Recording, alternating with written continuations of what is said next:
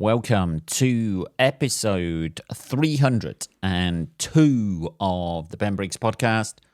I am Ben Briggs. It is Sunday, people. It's fucking Sunday, isn't it? It's Sunday, the 6th of August, 2023. I hope you're all doing well out there, people. I hope you've had a good fucking working week. Let's just adjust the camera there. That'll keep fucking kicking with my feet. Great start to the episode, people. Smashing it already, aren't we? Anyway, I hope you've had a good week out there. My week has been all right. Thank you. Thank you very much. Sounds a bit passive-aggressive there, starting it. My week's been great. Thank you very much. Although, saying that, here at Briggs Towers, I don't know what's happened to the summer. We seem to have about 2 weeks earlier on in June, end of May, and then it's just gone to shit. It's been fucking muggy. That's the main thing people have said. Obviously, here in the UK, we love talking about the weather. It's because we have weather. It changes on an hourly basis. Yeah, it's been fucking shit. It's been a fucking shit summer this summer. Hardly any sun. We've been promised. I don't know why they do this. It's just clickbait, isn't it? It must be just clickbait, like you look on Google search on your fucking phone, because that's what we do all the time. We're glued to our fucking phones, aren't we? For everything. It's just lies. Half of the fucking stories on there on Google are fucking lies. Here's the exact date that the 40-degree heat is going to hit the UK. And you look at it and it's just fucking nonsense, just pop-ups. Isn't it? I swear to God, that's the way I'm going to go out. I'm going to have a heart attack or something like that, and I'm desperately Googling how to cure myself of a fucking heart attack or what to do. And it'll just be pop-up ads popping up, won't it? Like they do on fucking news sites all the time. All I want to do is read the fucking article. That's all I want to do, right? I don't want to subscribe to it. I don't want to subscribe to The Guardian, for God's sake. If you do that, you become one of them people. I don't want to pay money for my fucking news that I can get for free. But then you have to fucking wade your way through the fucking ads. I'm not really that interested in the news anyway. It just piqued my attention for 30 seconds before I scrolled onto something else, and now it's got pop-ups coming up all over the place for fucking adverts. You try and scroll down, the next minute you're into a fucking advert about fucking chemical peels. Isn't there? I could probably do with one of them, to be perfectly honest, but who knows, baby? Who knows? Anyway. Yeah, it's looking a bit dim and grim outside. The sun came out earlier on, but you see the knockoff. I'm still going to the gym, by the way, people. I know. I'm still one of them wankers. Still one of them gym fucking whore people. I kid myself. I've got to the stage now where I go swimming on a Saturday and Sunday morning, and I kid myself that I'm going to do 15 minutes, right? Because I think when I turn up, I can wrap my head around the fact that I'm just doing it for 15 minutes. Half an hour, which is my goal, and which I end up doing, is just seems too much at 8 o'clock on a Saturday and a Sunday morning to fucking wrap my head around. So I think to myself, I'm going to do 15 minutes. I can do that, right? And within 4 minutes of getting in the pool, I am bored out of my fucking tiny mind. I go from one end of the pool. Somebody will be swimming in the other lane. Their fucking tit will hit me, or their fucking leg will hit me. Or you get that weird thing where someone's doing a backstroke and they stroke along your body. You fucking pervert. You want to stop there right then? Hey, what are you trying to do? You're trying to cop an easy feel, are you? You think I'm that sort of guy? Yeah? Just cop an easy feel of me? I do the 15 minutes. I say to myself, I'll do 15 minutes. When I get to 15, I go, right, okay, another 5. We'll do 20. We'll do 20 minutes of swimming up and down. Then I get to 20 and I think, well, it's less than 10 minutes now. I'm over halfway through. You know, I can push on for another couple of minutes. It gets to about 5 minutes to go. And all I'm doing is swimming, watching the clock go round like that. It's the fucking... I don't know how professional swimmers do it. I really don't. It's the most boring, tedious fucking thing I could ever think of. You know, even if you're running, you can listen to a bit of music, can't you? And you're seeing different stuff. You know, you're actually moving somewhere. Whereas in the swimming pool, all you're doing, I get to every length I've done and I'm spitting out water. I get about halfway down the length and I've half drowned by that point. And the following half of the length is just me trying not to swallow as much water as possible before I get to the end. That's it. And then I spit it out and I turn around and I do it again. Hey, like a fucking porn star. Anyway, that's been my morning this morning. It's been quite kind of a relaxed morning. I went over to see the family. I went over to see my brother and his family this morning. And they've got a little brand new dog. Holy fucking shit. They picked it up yesterday. Their last dog, Ilsa, bless her.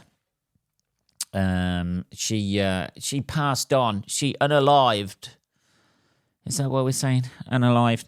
She died last year, which was sad. She was a fucking lovely dog. Really lovely, lovely, lovely dog. Black Labrador. Just lovely nature. Labradors have the fucking best nature. That's so fucking sweet and loving. She should come over, put her head on your lap and stuff like that. But they got a new puppy. Hey man, why didn't they get a rehome dog? Because rehome dogs are all fucking mental. I used to have a dog years ago. I rehomed a dog. I don't know if I talked about this before on the podcast. I don't think I have, actually. I had a rehome. I got a dog stupidly. I don't know. I was dating somebody. It seemed like a good idea at the time.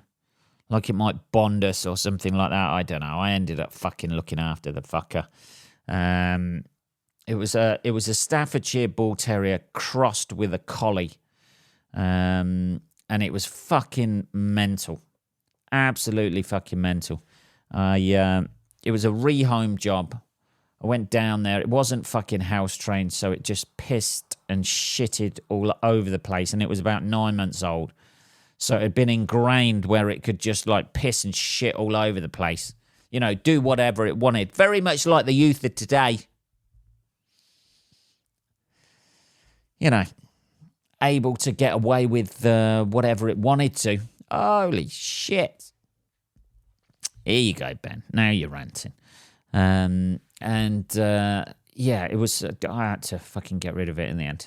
Not like get rid of it, but it was... I remember waking up. I had a little afternoon sleep. This was when I was in my 20s, by the way. That dog's dead. Don't feel sorry for it. This was when I was in my 20s. So it would have been, 20-odd years ago, something like that, right? It was the first house I ever bought. First house I ever bought for £36,000 as well. 36 grand. Oh, if I'd have just kept living in that house at that and just never moved, just paid off my mortgage every month, that mortgage would be paid now. I think my mortgage was about £246 a month, something like that. That's not bad, is it, for a fucking mortgage?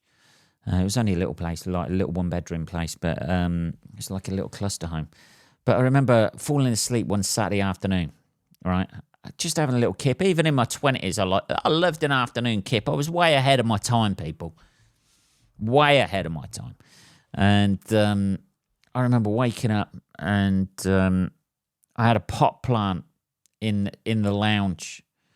It was like some, I don't know, one of those fucking, like fern sort of thing, is it? I don't know. But the dog had got hold of that in its jaws, like sideways, took it out of the fucking mud, and there was mud all up the walls, all over the fucking carpet, everywhere. And people out there will know how I feel about hygiene. I was not a happy bunny. I wanted to, I wanted to kill that fucking dog that day. Ah, Jesus. And then after I just got everything cleaned up, and then it shat all over the carpet. There you go. I've had some bad old Saturdays in my time, but that's up there. And then eventually it started turning a bit fucking weird and a bit nasty.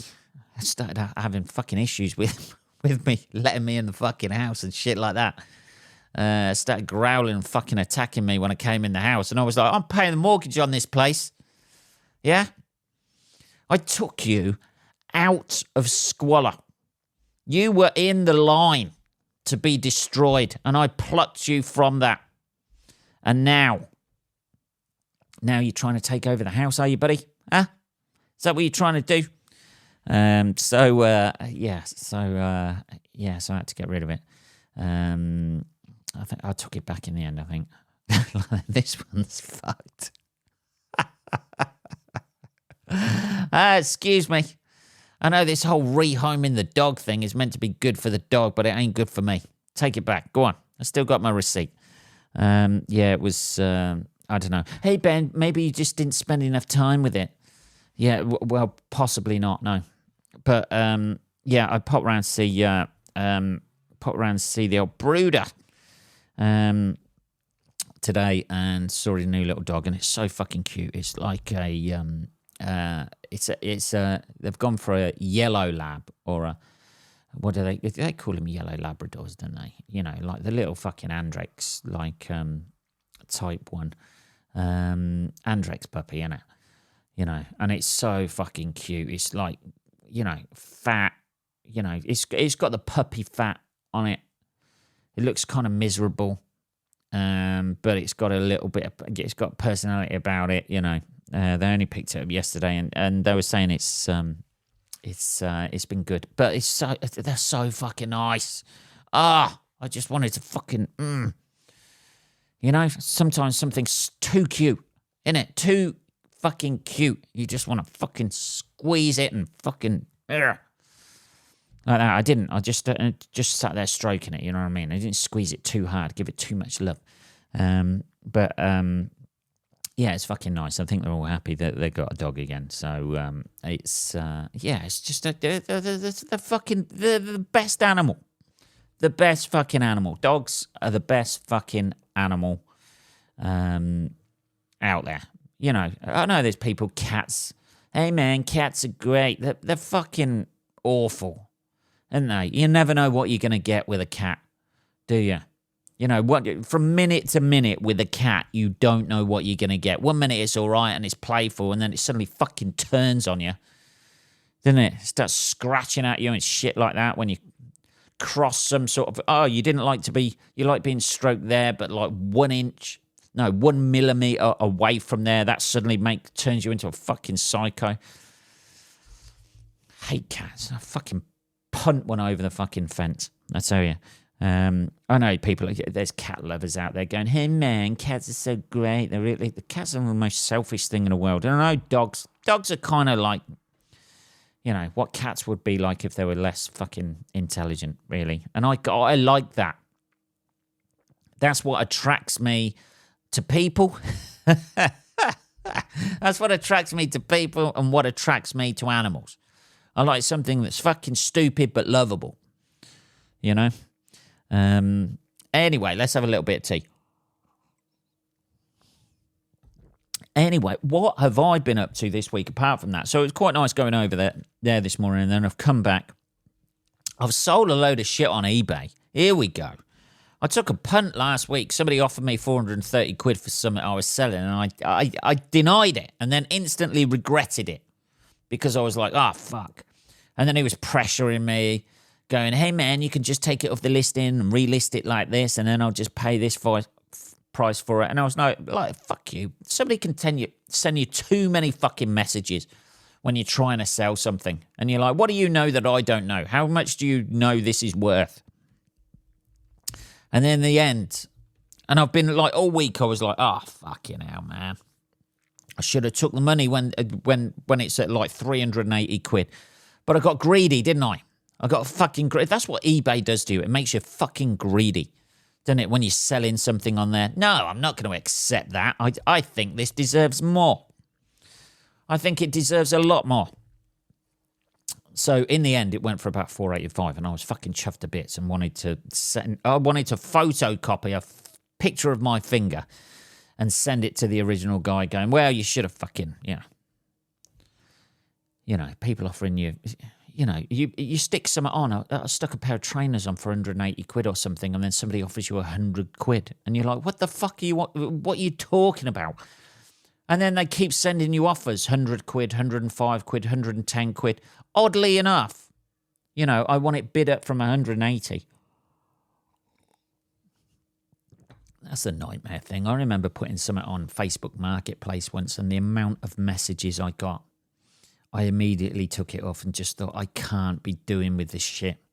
I can't. It's I forget what it was I was selling. It was something innocuous. I think it was like a fucking carpet cleaner or something. I was selling that, and I wanted about like 40 quid for it. I didn't give a shit. I just wanted to get rid of it and get the money. And somebody, like people are saying, "Oh, I'll offer you £10.50 for it." Fuck off. Go away. Oh, can you drop it off for me? Where do you live? Sheffield? Fucking, that's miles away, you cunt. Anyway, I'm getting angry. Here. Let's stretch it out. Stretch these shoulders out. Come on. Anyway, it's been a nice week for gigs this week. there's a lovely gig in Milton Keynes. Lovely gig. Elroy Welsh runs it. It's called It's Just Jokes. And it's a fucking lovely gig in Milton Keynes. I did it like the first month of it. And I was meant to do it last month as well, because I can just pop down there. It's half an hour away from my house. I can just pop down, try some new material and come back. That's it. That's all I wanted to do. And this week there was an awful lot of there was a lot of newbies on. And when I say newbies, like I think some of them have done like 6 gigs. One had done about 6 gigs. One had done 10 gigs or something like that. Not a lot of gigs or whatever. You can always tell a little bit. Not in the way they are, but on stage, but the way they are off stage sometimes. Like one guy had done about 6 gigs and he brought like 20 friends with him. And I was like, oh, God. He goes, I've got 20 friends here tonight. And in my head, I was like, you must be new. Because they soon drop off. Not that I ever had many people, not that I've ever had that many friends, to be perfectly honest. My lack of friendship making has certainly paid off whilst doing stand-up comedy, because you invite people along to do it, to come and watch you, and if like 90, like there was 40 people there, so 50% of the audience are all your friends, and you have an all right, and you do a gig, it's just, it doesn't give you an idea of, it's kind of like you've still got your stabilizers on there. Like you're not really doing it to people you don't know. But obviously, just the way people talk and that, and it kind of reminded me of like what I was like a little bit, talking to them. Like everybody's, I don't mean to say this badly, but everybody's excited about doing a gig. You suddenly get that beaten out of you. No, not at all. I fucking love it. But you sort of, I don't know. It's a very odd. They're all excited. They're sort of like jumping up and down and that sort of thing before the gig. The legs are shaking, and you can see the adrenaline rushing through them. And one of the acts said to me about, "Oh, have you seen the Comedian podcast with Sarah Millican and all about Millican's Law?" Which I've discussed before on this podcast, where apparently what Sarah Millican did is, whether she had a good gig or a bad gig at 11 o'clock the next day, she would forget it and move on to the next one. And he goes, "What do you think about that?" And I was like, I think that's total bullshit. There. I was like, I'm still fucking haunted by gigs I did 10 years ago. 10 fucking years ago. Every now and again, it'll just come across me. I'll get a fucking shiver down my spine and be like, oh, God, do you remember that? Oh, do you remember the pain of fucking standing there and doing it to nothing? Fucking nothing. Not even a titter. Just no response. You know, not even a heckle, just silence. People sitting there folding. You can hear people breathing. You can hear people moving their bags. Ugh, it's brutal. And that's going to happen time and time and time again. You know, or things you've said to people that were fucking out of order and you're like, oh, God, I don't know why I thought being that horrible would be advantageous to turning the gig around. But you're in like fight or flight mode at that point, aren't you? Talking of things I've said to people that weren't particularly good, I was in Reading last night. I was emceeing, whatever you want to call it. I was emceeing for Just a Tonic in Reading last night, which is lovely. Rich, the guy down there who runs it, is fucking sound bloke. And he runs a gig. I think he runs a few gigs, but he sort of like runs the gig down there for Just a Tonic. And I was emceeing last night. I go out last night on the front row. I say the usual welcome, you know, like it's Saturday night. We're all excited. And I look directly at my feet off the stage, and there's two guys. And they're slumped back in their chairs, slap bang in the middle of the stage, and slumped back in their chairs. Their table is filled with empty glasses, and they're fucking hammered. You can tell just by looking at them. I'm talking to, they're not trouble, they're not fucking, you know, they're not shouting out or anything like that. I started chatting to them. They were just like, you know, not particularly in the room. Taking a while to sort of like answer and just like nod in and just got their, you know, like I think one of them had their foot on the stage. They're just two guys sitting at the front of a comedy club fucking hammered. Now, if you're going to do that, at least don't sit slap bang in the middle of the stage, you know, right at the front. If you're going to get hammered and sit in a comedy club, sit at the back. You know, you can have a little doze, find a little bit of darkness. You know, you can drop off. So I'm sort of like fucking around with these guys and chatting to them. Sebastian and Matt, I think their names were. So I was just like chatting to them about that. Let's have a bit of tea on. So I'm just chatting to them, getting to know them. The answers aren't coming thick and fast. And I've made a big thing about how pissed they were and how hammered they looked and all of that. And then I bring on the first act, go back on after the act's done his 20 minutes. He's done a great job. And then I go back on and go, and then just, you know, just say to them again, you know, like fucking Jesus, they were even more drunk after the 20 minutes. It was still on that upward trajectory of getting drunk, you know what I mean? Even if they hadn't drank any more that night, they were still going up. You know, they're not coming down. They haven't fucking hammered it, you know, 4 or 5 hours ago. They've got into the club and they've fucking necked a few doubles and it's still working its way into their system. Fair play to them as well. You want to have a good time when you're out, you know. You want to have a great time when you're out. Go on. You know, get hammered, do whatever you got to do. So I've made a big thing out of it. The managers then come up to me, the manager of the club or the head of security or whatever, and he goes, "What's the deal with the guys on the front?" And I was just like, "They're fucking hammered." I said, "They're not causing any trouble or anything, but they're just like virtually asleep." And then at the start of the second section, the security guy comes up and says, "Oh yeah, they've been kicked out. They're too drunk." And I felt Man, I felt guilty because I've made it such a big thing about how drunk they were, just to try, you're doing that to make them laugh, make the other people laugh and that, and fucking around with them. And I made such a big thing about them being drunk that the security actually threw them out. And so if you're out there, Matt and Sebastian, it's Sunday, guys.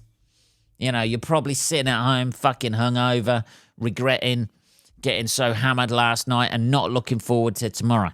But it was me. I felt like a fucking grass.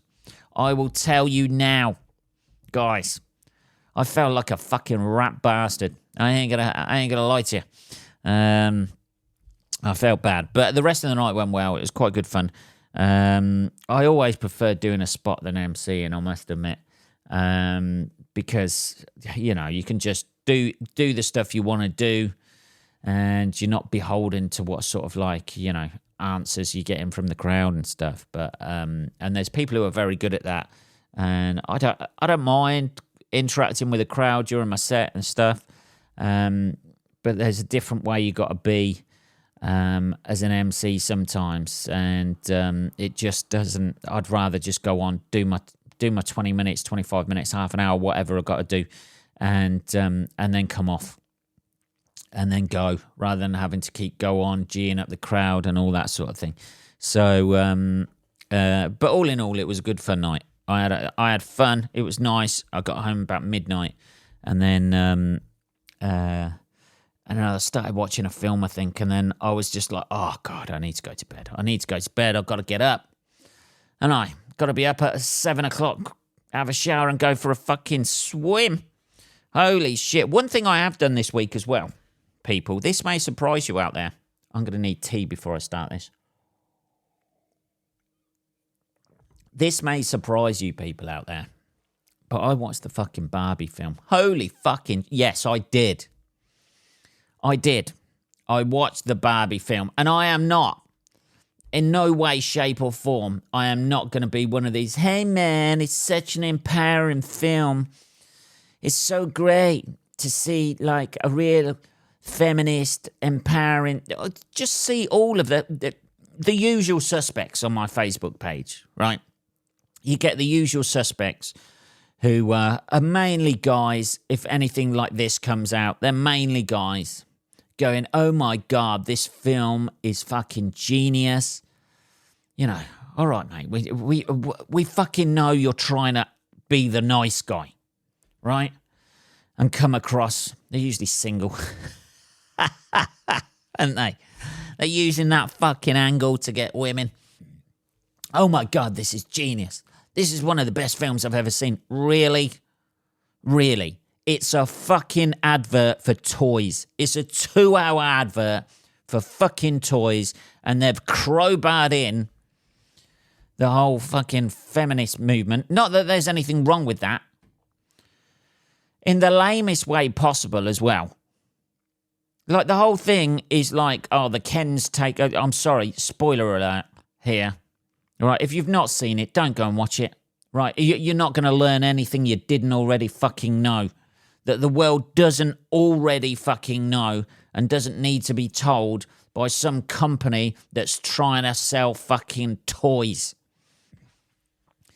It's like when when any other company, there's a big cause LGBTQ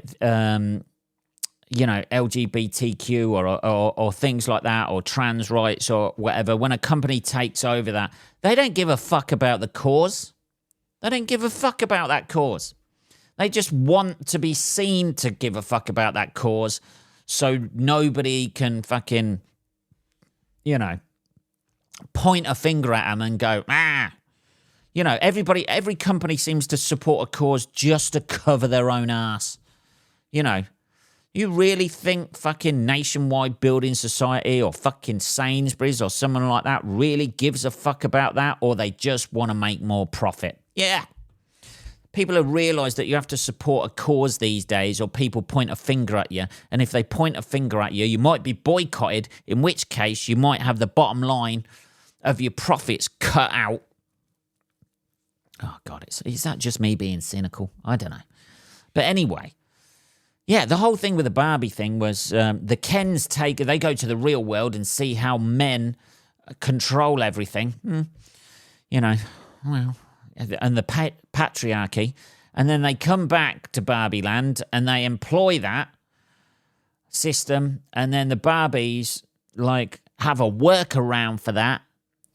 And somehow they then take control and everything's restored to how it was in Barbie Land, with the Kens being the sort of like beta people there, and the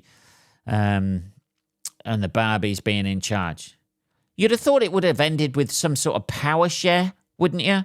So people can actually see a correlation with the real world, you know. But no, like, they take over. So essentially it's just a mirror image of what's happening in the real world. So instead of men in the real world running everything, in Barbie Land, the women do it. So it's just a complete 180 on that. So, and that's what did we learn from it? We learned that men control everything and the patriarchy is bad. Holy fucking shit, what a revelation that is. Like, nobody's ever fucking been going on about that for the last fucking 30-odd years. Hey, Ben, it's all right for you to say. Stop mansplaining this film to me. I'll fucking mansplain if I want to fucking mansplain. Yeah, some of the references were good. You know, like to the old Barbies and things like that. And the Margot Robbie joke when they fucking broke the fourth wall and said about that. You know, her playing Barbie or whatever. Yeah, it was all right, but it's not fucking laugh out loud funny, you know. But everybody online, because this is exactly what they did with the female Ghostbusters film.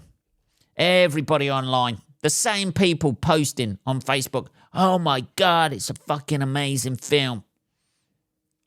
It's so amazing, man. So empowering to women to have 4 female Ghostbusters. You go, girl. And that has been massively panned so much that they had to reboot it in a completely different way. And now that seems to be going on. But, you know, just because it's got it's a female-based film or got all females in it, it doesn't mean it's fucking good. You know, it doesn't mean it's fucking genius. You know, there's genuinely some fucking great films out there, you know, with female leads in there and about female issues and with strong female characters in there. There's great films out like that. But then, you know, this is a fucking popcorn, fucking shitty, dumb it down to the fucking most accessible way film. You know, they've dumbed down feminism that much in the film. Hey, Ben, I thought it was great. Yeah, well, good for you. It's fucking shit. There, I said it. It's fucking shit. It's a fucking shit film. And I sat through it. You know, I sat through a Spanish version. That's what I did. I sat through a Spanish version with Spanish subtitles, yeah? That's how fucking woke I am. I sat through that film whilst reading Spanish subtitles. So there you go. Popping up on the screen. Yeah, I just didn't get it. I didn't get what the hype was about. I thought it'd be a lot better. But it was just a basic, you know, everything. Even Rhea Perlman. Hey, man, she's an old lady. Oh, my God, she's coming back at the end. Who could she be? Could she be the inventor of Barbie? Holy shit, what a cliffhanger she fucking is. How many times has that been written into a fucking script? Jesus. Hey, an old lady I met at the start, she's the one who invented the Barbies. And now she's going to fucking discuss what Barbie was really for. Oh, fucking hell. Maybe it's me just being cynical. I don't know. I don't know. Anyway, you know, it's out there now, isn't it? You know, it's going to make $1 billion or whatever. It's no Oppenheimer, that's for sure. That's for sure. Anyway, yeah, I just didn't, you know, see it if you want to see it, but like, fuck me. Yeah, it was fucking as predictable as fuck. I thought in there when I was watching it, okay, Ben, have an open mind, baby. Have a fucking open mind for this one, Ben. Come on. Don't be too judgmental, Ben. Come on. You know, I'm on the edge of the cliff here. If I jump right now, this could be it. This is where I stay in all of my views. And then it was like, I thought, well, don't think of every cliched, like, bad thing about guys. You know, surely not, they're not going to lead into all of that. Surely not. Oh, yeah, they did. Okay. All right. Okay, I'm sorry. I'm sorry for everything that's happened. Okay. Women are fantastic. Barbie is a real strong female character. Fucking great. You know, it's a fucking toy. Hey, man, but there's Barbies who are like lawyers and accountants and things like that. They're using that. They're using fucking feminism to fucking sell fucking toys, plastic toys that end up in the fucking landfill or in the ocean, choking dolphins. That's essentially what they're doing. They're choking dolphins with feminism. I don't know. Anyway. Yeah, I just didn't, you know, it's not a film for me anyway, is it? So, yeah, I don't imagine the target market is 46-year-old single men, you know. If it is, they are way off the mark, I tell you. Anyway, that's 36 minutes, people. Holy fucking shit. That has been episode 302 of the Ben Briggs podcast. I will be back next Sunday, people. Next Sunday. I will be back next Sunday. Have a fucking great week. Go out there. Smash the patriarchy. Go on. Patriarchy. Smash the patriarchy. Burn down every conceivable thing you can think of that reminds you of the patriarchy. And I shall be here next week with the Ben Briggs podcast, but I will be in the background and there will be a female host. I don't know.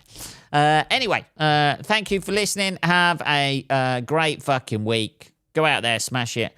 I'll be back next Sunday. Motherfuckers, you take care.